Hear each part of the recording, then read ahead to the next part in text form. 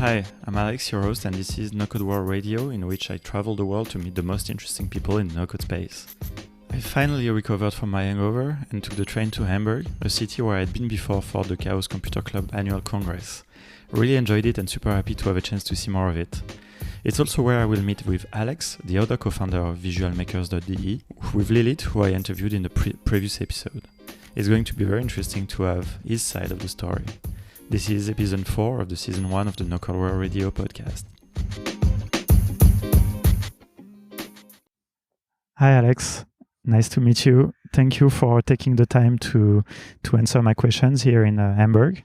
We're in a park again, like I did with Lilith in the previous episode, under the TV tower. I will have to post a photo of that because it's quite impressive. And we're here to talk about no-code, obviously, and to talk a little bit about Hamburg, about your background, about what you're doing with your company. And first of all, would you please introduce yourself? Yes, thank you, Alex, for having me. I'm Alex. I'm 29 years old. I live in Hamburg, and I'm the co-founder of Visual Makers, a no-code learning platform and community that specifically focuses on the German-speaking market. So yeah, I'm happy to be here. Cool. Can you tell me a little bit about your background? So how far do you want to go, me to go into the past? As far as... All right. So I guess it started when I got my first PC back when I was 10 or 12, I believe. So that's when I started out building my own PCs and building websites and starting to code like static HTML pages and teaching myself how to do that. And that's also where I discovered my first no-code tool, which was Microsoft FrontPage, which would look really, really awful. And I think I don't like it much because after using it for a few hours or days, I switched back to HTML, to pure HTML and CSS. And so that's where I really got interested into this computer space. And that's... Did you, at that time, did you try also Dreamweaver? Yes, absolutely. Yeah, right. And you still prefer to write code? Yeah. I mean, I like this principle of having the front and the front side of the code and the back side of the code at the same time, right? Just a small tab switch, and then you see the source code, and on the other side you see how it really looks and the front end. I really like that, but I think I struggled with the usage of the tools somehow. So I got back into coding myself. And that's the best way to learn. Yeah, I'm sure that you're very happy now that you did that at that time. Yeah, absolutely. Probably helps a lot. Please go on. Yeah, so I think then I'll go ahead when I finished up school with 16 years old, and I decided to quit school learning. I didn't want to go any further, so I started an apprenticeship as an IT technician, and so those are lasting 3 years, so 3 years of studying, and that's where I moved away from home with 16 years old and started in a company in a new city that I didn't know back then, and leaving everything behind me. And so did you do some coding as part of this IT technician, or was it more about?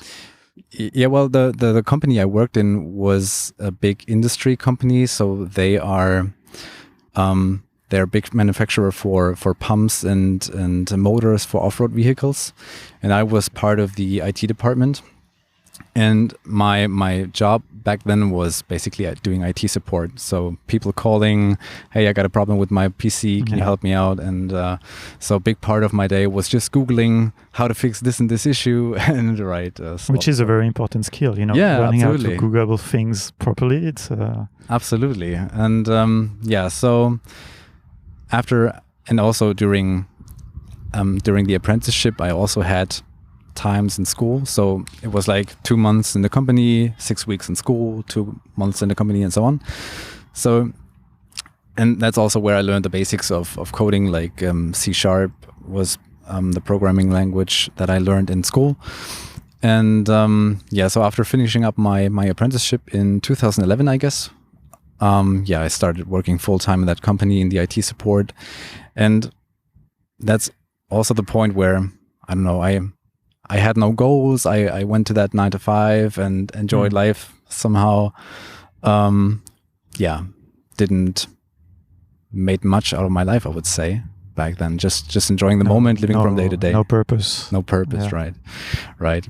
And so, it like that. It went on for a few years, and then I got the chance to go deeper into software development in my company, because we got a request for a web app that was requested by one of our manufacturing departments, and all our developers had no capacity for this project. And so I was asked if I want to try out to develop this app. And that's where I got deeper into the programming, and really enjoyed it, to have also more responsibility than just solving IT issues and Googling for fixes. Now I was Googling for code snippets. Yeah. And maybe it was a bit more creative as well. Yeah, absolutely. And that's also a big part of my life, I would say, this creativity. So I really enjoyed that. And I was given the chance to develop this application, and then after this project, the next project came, and so on and so on. So also I was developing then a few applications over the years. And then I decided to change the job. So I applied for different positions, but got declined. I'm not sure if that's the right word. So I thought, like, okay, are my qualifications that bad that I'm not able to work at another company? So I decided to make a part-time bachelor study in computer science. So part-time means like 15 hours a week. And you were still working at the same time? And I was still working, right. So 40 hours, 9 to 5 job, and then plus the studying time. After 1 year, I think I reduced my working hours to 35 hours a week. So just to get a bit more freedom. Yeah, I can imagine. Because it was hard to schedule all that stuff. Long days. I mean, a full day of work, and then after that you need to study. Absolutely. Imagine it must be quite a lot. So I focused on the studying, and after 2 years, I guess, I tried again to apply for another jobs, and then I got accepted in Hamburg, right? Because I figured out for myself that coding got too complex at some point for me, and I decided that I want to go more into software project management or product management, and that's why I applied for those positions. And then I got accepted as a product manager in Hamburg in an advertising agency, and there I managed different software projects for internal enterprise applications. But it's interesting because when you said too complex for you, I guess probably about you didn't want to get into projects that would require too technical stuff, maybe? No? Yeah, maybe, it right. was less interesting for you because we're more interesting about the product and what you're building. Yeah, especially, for the look and feel of the software, and not like the complex logic and also connections to different systems and data transfers and so on. Also, I mean, the company I worked in is a medium-sized, or maybe also an enterprise software company with like 40,000 employees worldwide. So they have different or specific standards they have for software. So maybe that was also a little bit of pressure on my side. And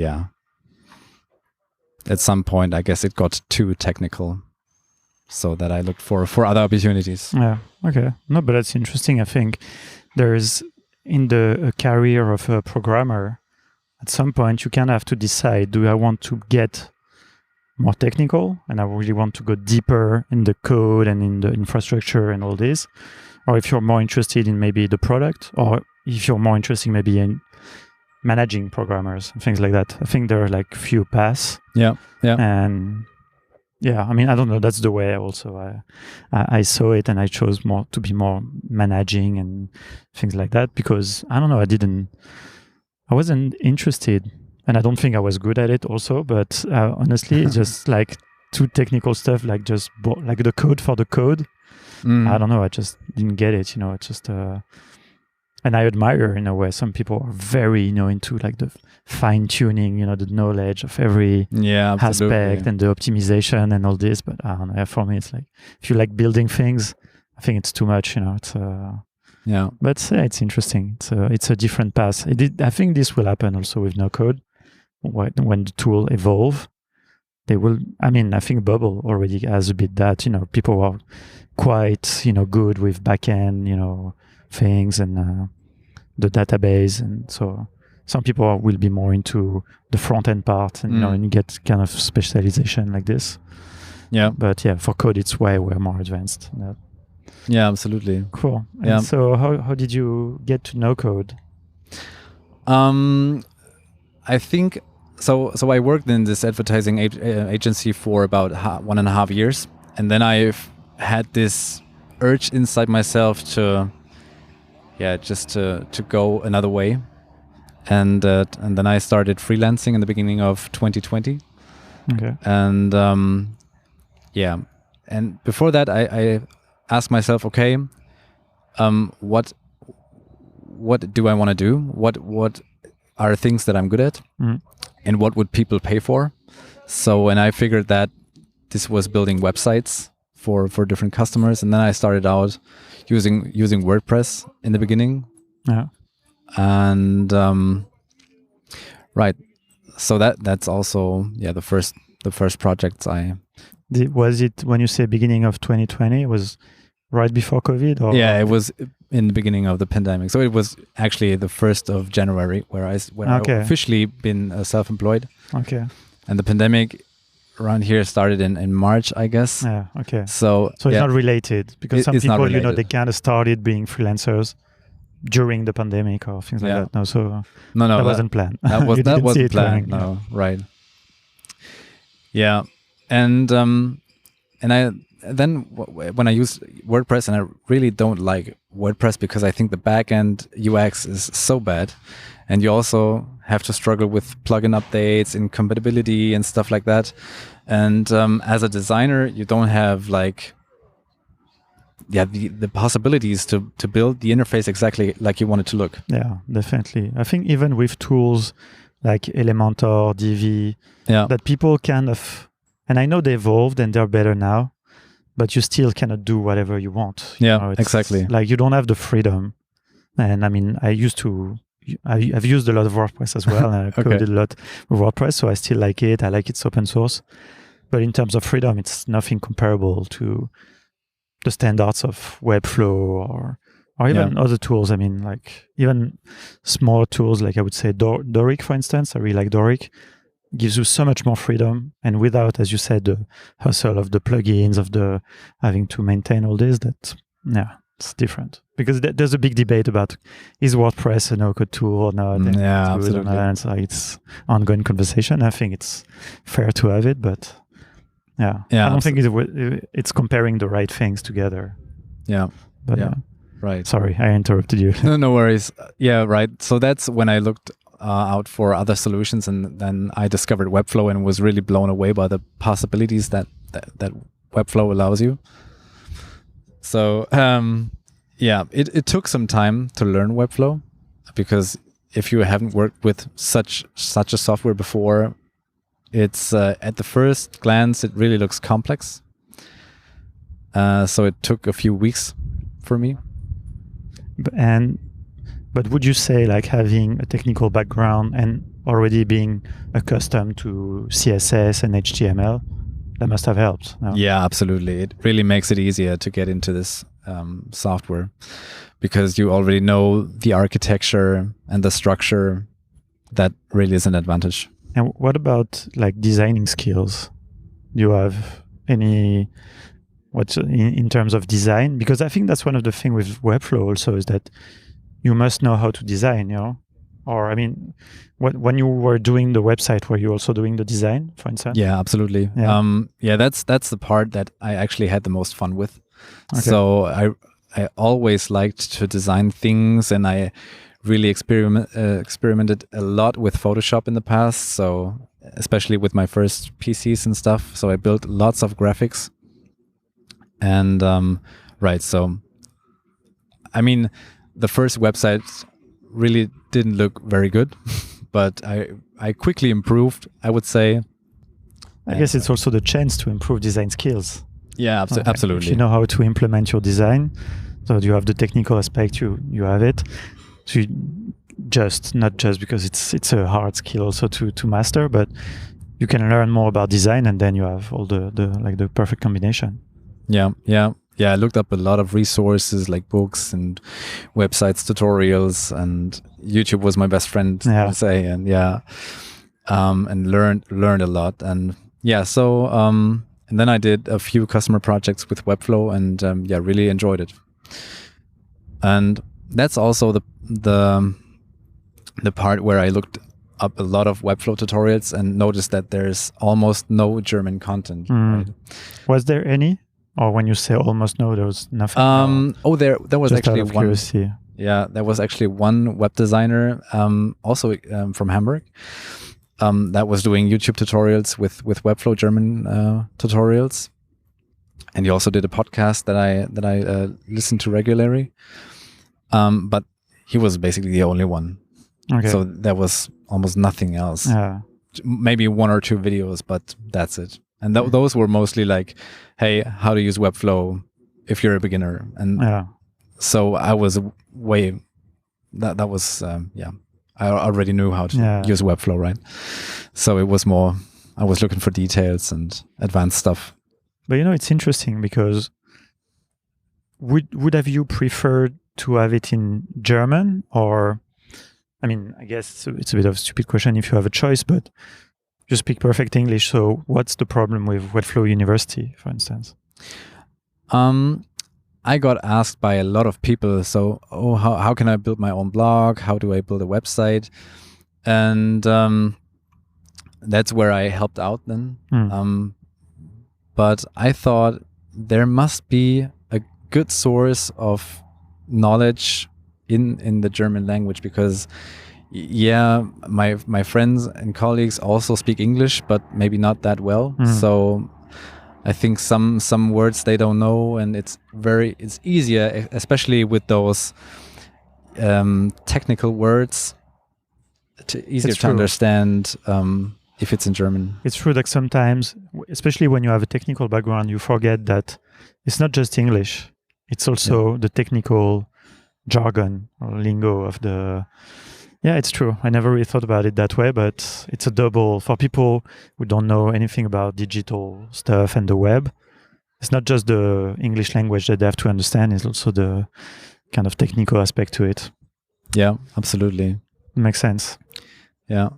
So, and that was also the point where I started to look out for other no-code tools and discovered this completely broad landscape of different tools. If it's like e-commerce systems, okay, I knew Shopify at that point, but also other systems or mobile app builders like Adalo, Glide, web app builders like Bubble, for example. And I was completely blown away by the possibilities and the speed they offered to build software. Right, especially for former programmers or software developers like me. So that's what triggered you to start doing content.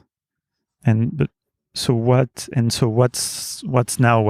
that? Is that a company? Is that so people will know when we're recording this podcast, they will know already about what you're doing with because Lily told about the company. But what's the beginning of this from your side? I'm curious to know, because I think you already started producing content before co-founding with her.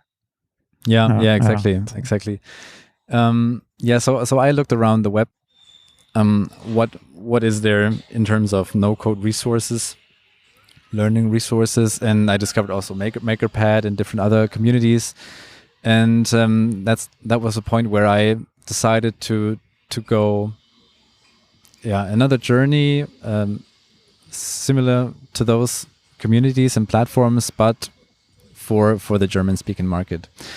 And so I built a click dummy that or a click dummy of a learning platform with a no-code tool when you directory. say click dummy, what does it mean?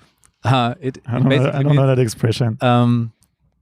So I used Figma to lay out different screens, and then connected them with each other with a prototyping function of Figma, and made it clickable. So okay. No, I had no idea you use that. Okay. Yeah, right. Okay, that makes sense. And in the beginning of 2020, I did a training for design sprints, and design sprints are an innovation workshop method invented by Google Ventures, and it's mainly about validating a business idea within 5 days. And one of those days is meant for prototyping.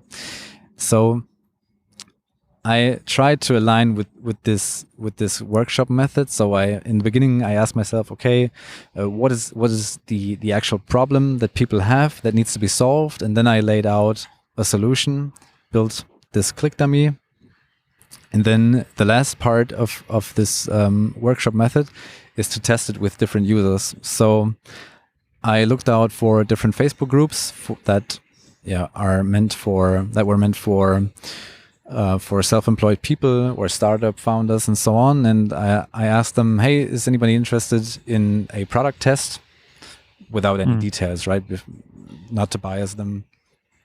So, and then 5 people reached out to me, hey, we're interested. And then I did some one-on-one video sessions with them, and sent them the link to the prototype. They tried out the click dummy. And I asked different questions. I prepared an interview guide with different questions about the prototype, and tried to figure out more of their problems, more of their concerns, and if that solution would solve their issue. And that was very valuable, because I really got a lot of good feedback, especially from a freelance IT expert, which was he was in the automation space, and he especially said that this would be a solution he would offer to his customers, because customers are always reaching out to him for little automation issues, and he said that this platform would cover those kind of issues, and that would be pretty good. And so with this feedback, I went to Webflow and built the first MVP, and produced the first content for different tutorials. And that was like Webflow basics, how to build a blog with Webflow and stuff like that. And at the same point, I started a podcast, because I had the feeling I had to reach out for people, try to network with people from the no-code space in Germany, although this was a very, very little space. And just to get the word out. Yeah. And no, it's a good way to connect to people. It's a good excuse, and like we're doing here, but it's also a good way to have inspiring stories for your clients or potential, or like in terms of acquisition. I think content is always great, and especially like kind of interesting testimonials about no-code tools and inspiring stories. I don't know. So yeah, exactly. Yeah, and then I did a few episodes, and in the third one, I interviewed Lilith, my co-founder, and it was a pretty interesting story. I'll just wait for this to pass. There's what is that? Is that the Firetruck or the? No.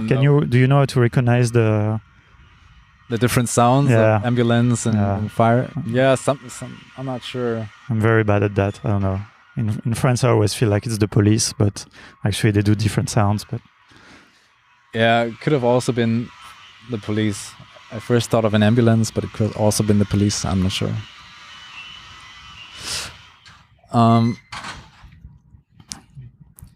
So I was at with the podcast? Is I that? I think this is maybe. Oops! What was that shit? Because we were attacked by pigeons also, I think. Oh my god. Yeah, I think we don't hear it actually. Okay. But yeah.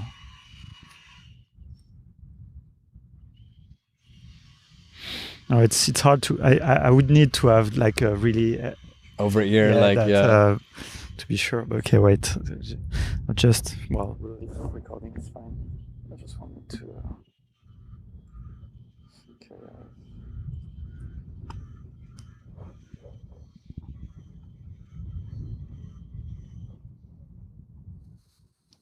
Yeah, that's the risk of the park. Right.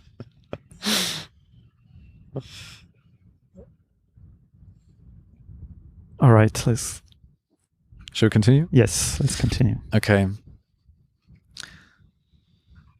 So we were talking about your podcast. Right. And I guess after or 1 or 2 weeks later, Lilith called me and asked if we should do this together. Okay, that's because she was thinking about self-employment, but haven't had an idea how to start. And then she noticed the platform, the content that I already produced, and of course our nice conversation we had in the podcast. Mm-hmm. And then we thought about working together. And did you kind of straight away, so like this very complementary thing, like you're more like on building product side of no code, and she's more like on the automation. Yeah, this is loud. I don't know. I'm kind of worried. Maybe we should go. We can also go somewhere else. All right. Okay, I'm just gonna put pause on that again. Mm-hmm. Okay, so let's get back. We chose a different place, and hopefully there will be less noise. So where were we? Yes, that's how you met with Lilith, and how you decided to start together. And this those two aspects of the kind of no code side. So that was clear directly. I mean, it's really how you started. So we said at first that we want to try out how it is to work together. So we started with the project, and we also did a completely rebranding of the platform in terms of design and communication. And I'm not sure what was the idea behind trying out how to work together, because somehow it was difficult to figure out if it was working good or bad, because Lilith was in a full-time job back then, so she was working on Visual Makers in the evening or sometimes during the day for an hour or so. And I was working on Visual Makers full-time because I was working as a freelancer. Yeah. Maybe had a customer project on the side, but it was somehow hard to figure out if this was good or bad, because I think we talked twice a week about the process, and the sessions were always good. And Lilith was working pretty reliable, although she was working full time. And so I think in the end of January we said, okay, let's go with it. Let's do this full time. And then Lilith decided to quit her job just to commit full to the project. And and I think also our backgrounds, as they are completely different, this is a very cool example how no code can connect people together. Yeah. Because developers as well as non-technical people can get so much value out of no code. Yeah. Right. No, definitely. And I think it's good to have different backgrounds so you don't get stuck in one way of viewing things. That could be either too technical or not enough technical. I think it's an interesting balance to find. And I say that also because we have the same with my business partner, the co-founder. He's not technical. He doesn't have a technical background. So that prevents me sometimes from going too deep in things that wouldn't matter, and it's, so I think it's good. And sometimes also, I think in the no-code space, it's still very important to have some technical, strength, because, it's still like we're still talking about tech after all. So Yeah. it's good. And even if it's classes, and so we need the teaching skills and all this is very important, but having a strong background, I think, definitely helps. Yeah, absolutely. And okay, so tell us a bit more about the content that you are producing in the context of Visual Maker, and like the tool that you use now, like really like Yeah. So we try to focus on the B2B market. So that means that we connect with product managers, with HR teams, with marketing teams to figure out their pain points, and then try to set up content that helps them to solve those issues they have. So, for example, like marketing teams that need to create like landing pages and stuff without asking the development team, the IT team to develop those landing pages. Because I know from the past that the IT teams and development teams, they have a project schedule that's crazy. They don't have time for this stuff. Yeah, and that wouldn't make sense to ask them to do that. They're way too qualified in a way. They're way too qualified on the technical part, but then if you're doing a landing page, it's all about marketing really and design. And so IT teams are not necessarily the best at those. So definitely. Yeah. So, right. That's one example where we try to help. So to give them the superpower to do them, to do the landing pages themselves. And all this is going through online classes. Exactly. So you record courses, you put them online, people follow them. And can you give us an example, like a couple of things maybe that you released recently? So recently we published a course that's about creating a customer feedback bot. So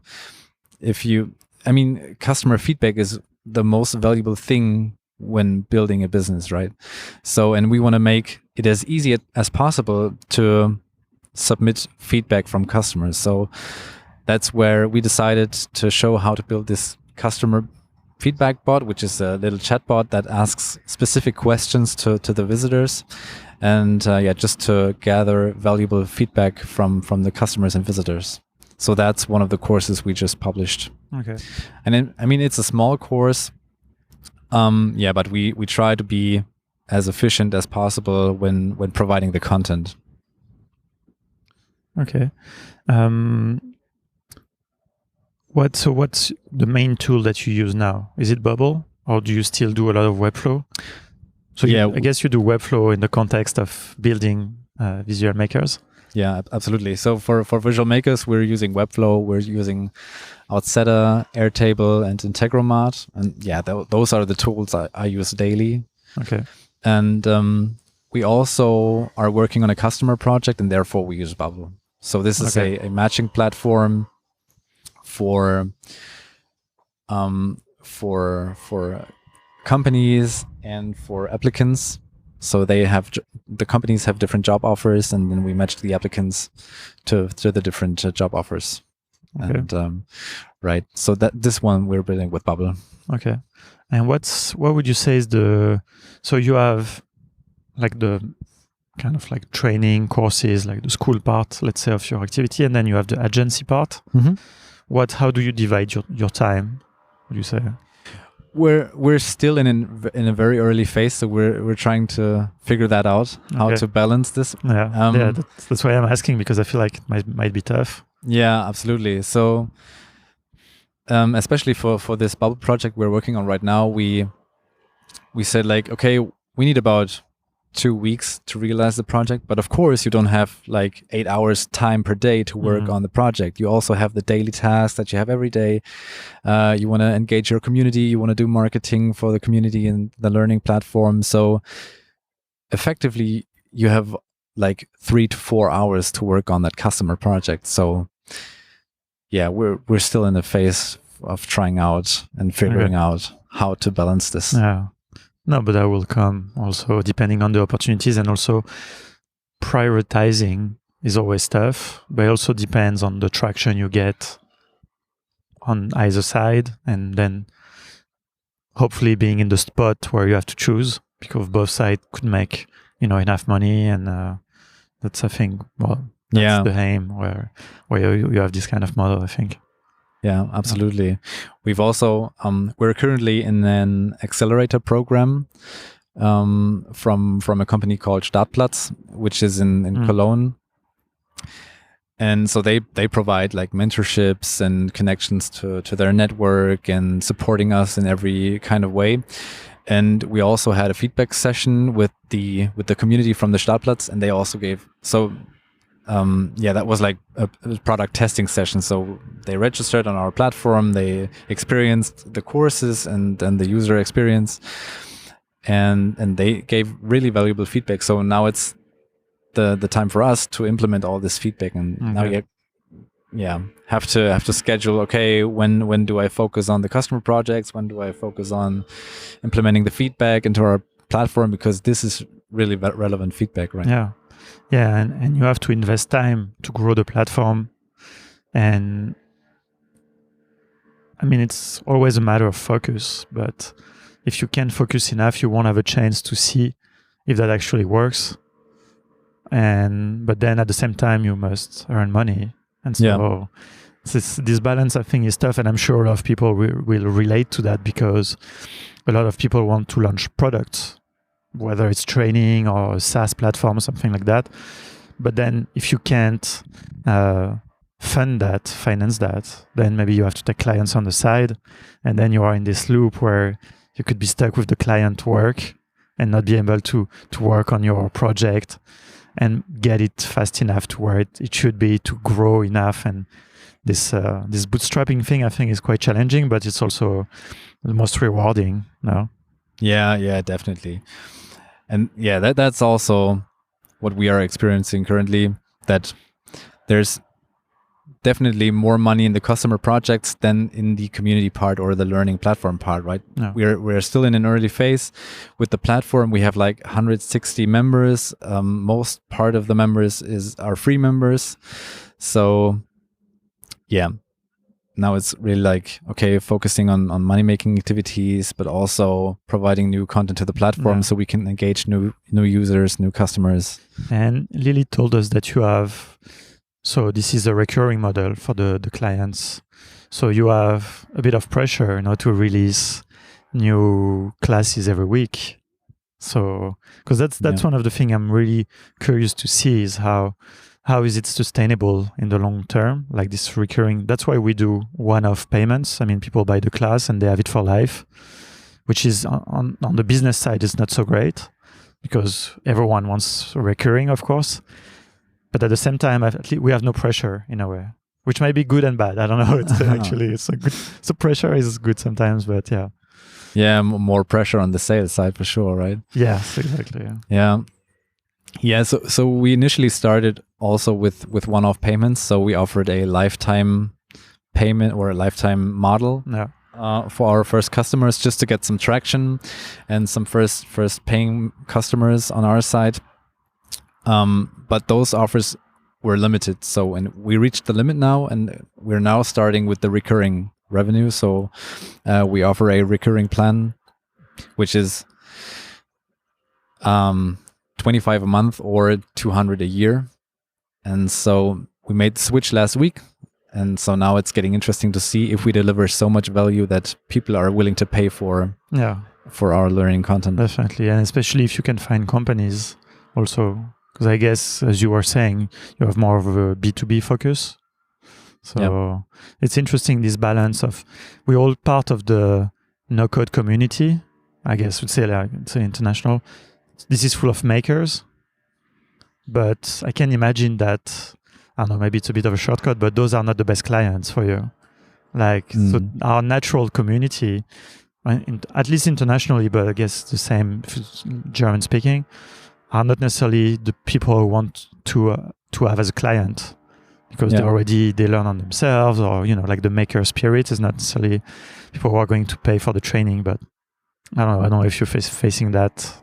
Yeah, absolutely. And that's, I guess, the difficult part, to really get into those companies and really get your value out, right? So they really know what they can expect from you, what value do they earn while using your platform. And that's something we're currently figuring out, how to get a foot in the door in companies, and really make an e-learning platform out of our Visual Makers platform. So, and that's where we also thought of offering workshops for teams, so they have this moment of success right in the front, and they have a contact person they can reach out to, and then we can offer the platform as a after sales service, so to say. Just to get them on our platform, into our community. That's interesting how the agency model can push people towards the trainings and vice versa also, because you can have people you will train, or they will follow your courses, but then there will be like, okay, you can't build everything yourself, so sometimes you might need an expert, and who's better expert than the person who trained you, you know? And so absolutely, that could be a very beneficial model, I think. That's also what we think, that the agency is an important part of the learning platform. Absolutely. Okay, well, that's very interesting to have another chance to talk more about your business. I think it's very interesting, and this is very important, because I think there's a lot of people who are in our situations of building things around no-code, and so I think it's important to share, you know, like the challenges of that, and what makes sense, so people can reproduce it in different countries. In terms of, so we talked about already with Lilith about the local community, the German community. I don't know if there's something you want to add to it. I guess in Hamburg specifically, there's nothing really special happening right now in terms of no-code, or maybe is there?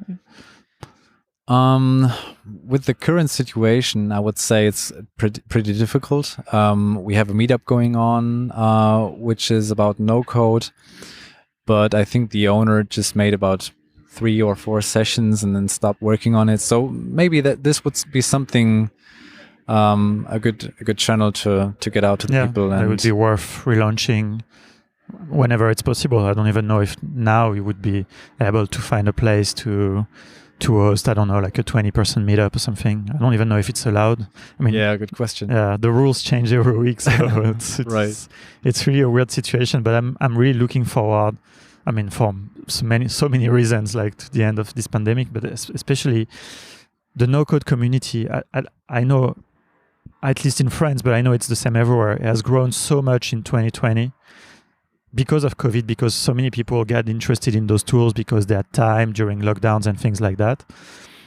But then when you have a chance to meet in person the other people, then, you know, it's something different. I think it's going to be the second step, you know, towards this big democratization of no-code. Yeah. And I'm really looking forward to that. But I don't know if this is going to be this winter, or if we'll have to wait. We'll see. But you have to let me know if there are things happening in Germany. Absolutely. In person. And be curious to follow that, and then maybe we can have like inter-European meetups and things like that. That could be cool. That would be nice. Yeah, absolutely. Yeah, we also try to go to Berlin, for example, to visit other community members of us.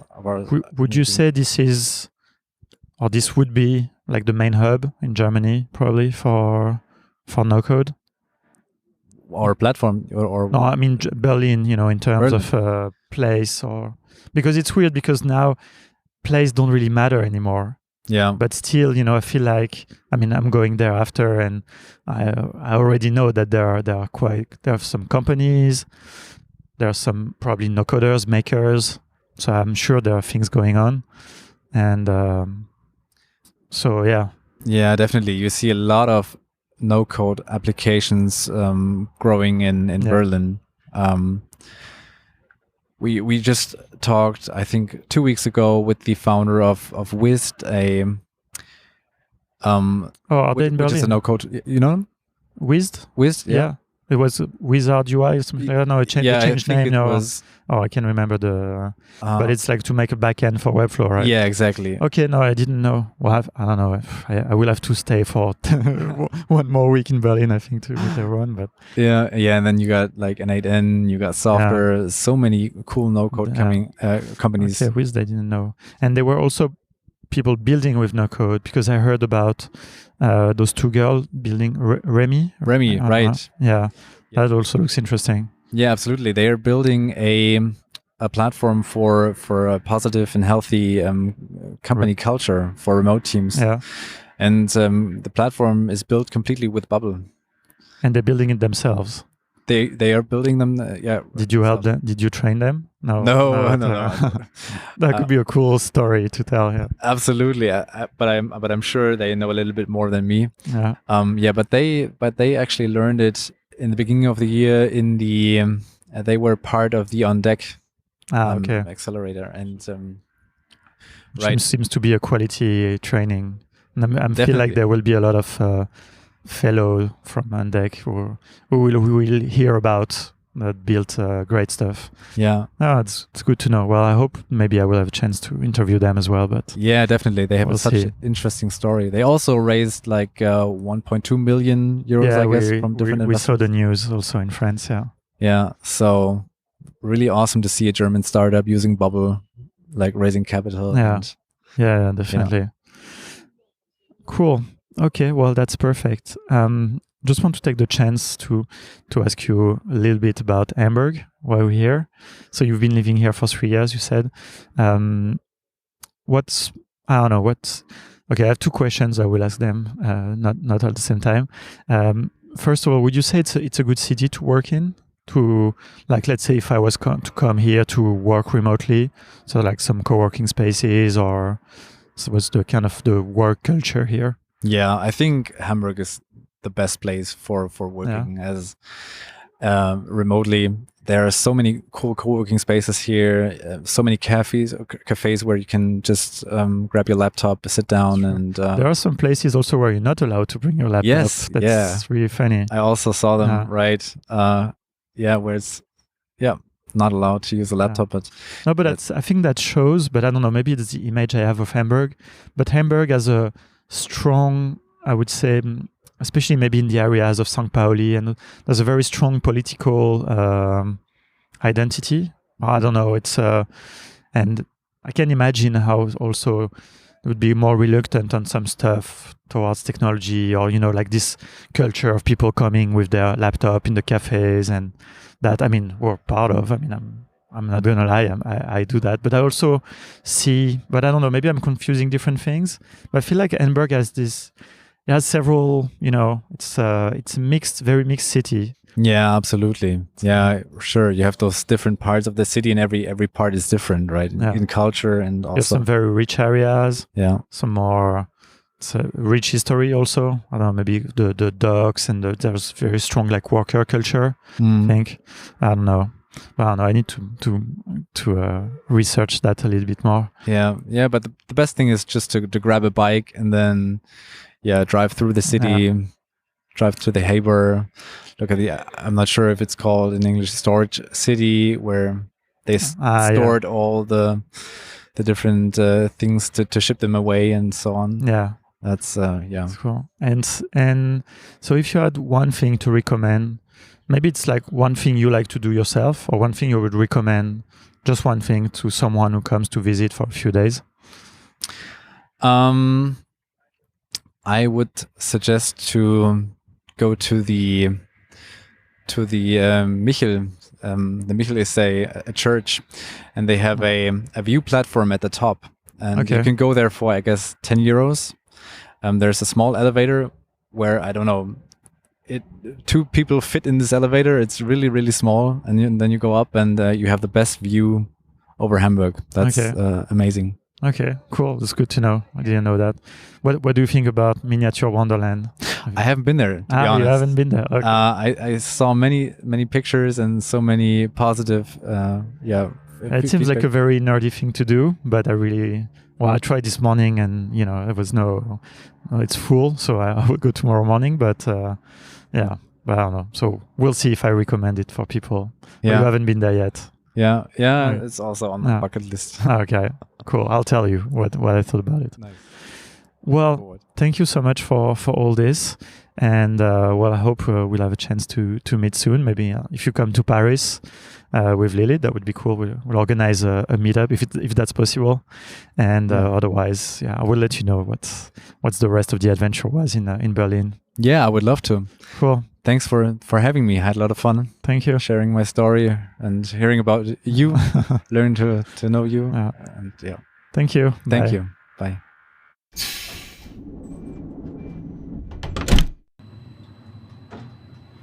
Thank you for listening until the end of this episode. I hope the background noises didn't prevent you from appreciating the conversation. Things got a bit hectic in the park after we started recording, and it was a bit difficult to manage. Again, it was a short stay in Hamburg, but I liked every bit of it, and especially going to Miniature Wonderland.